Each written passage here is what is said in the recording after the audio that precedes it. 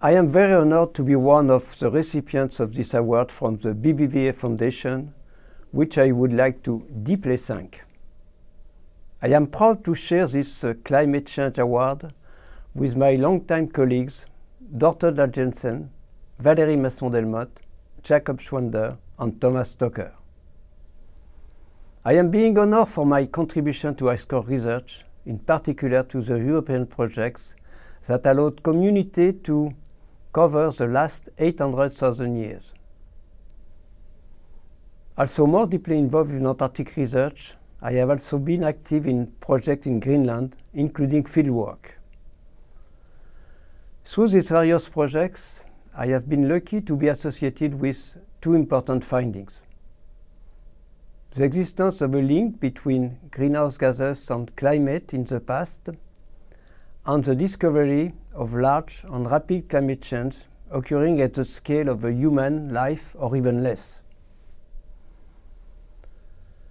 My PhD was dedicated to deriving information about the growth of large hailstones from their composition in deuterium and oxygen-18, two isotopes of hydrogen and oxygen, the components of water.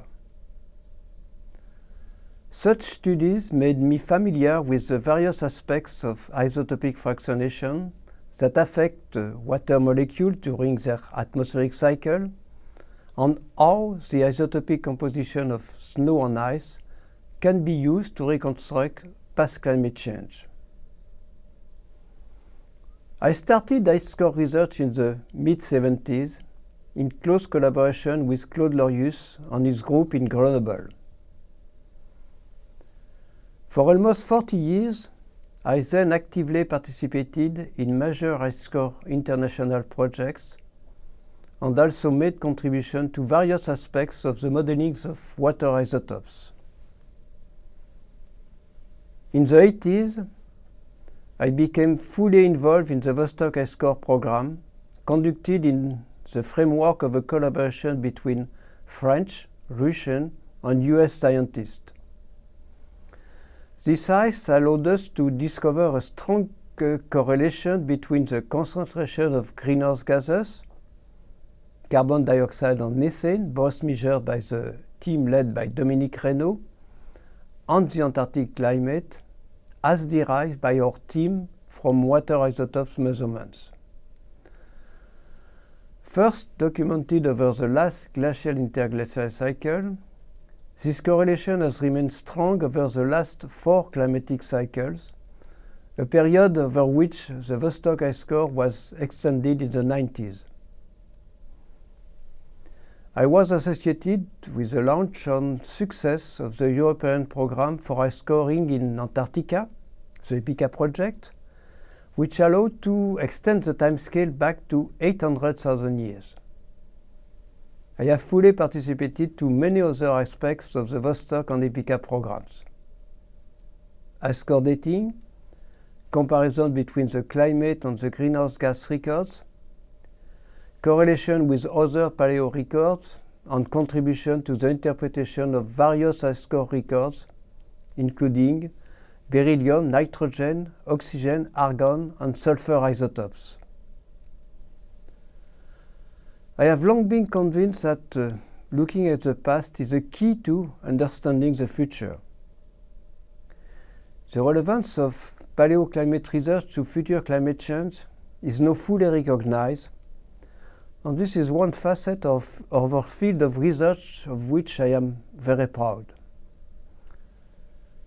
This was one of the main reasons for my involvement in the International Panel on Climate Change, an involvement that I was particularly happy to share with two co-recipients, Valérie Masson-Delmotte and Thomas Stocker. What I appreciate most about our field of research is a strong spirit of collaboration among teams interested in looking at different properties and records extracted from these archives for climate and our environment. In recognition of the profound collaboration that goes in ISCOR research, I would like to thank all the colleagues with whom It has been my immense pleasure to collaborate. I would also like to acknowledge other close collaborators, scientists, technicians, and PhD students for their invaluable contributions.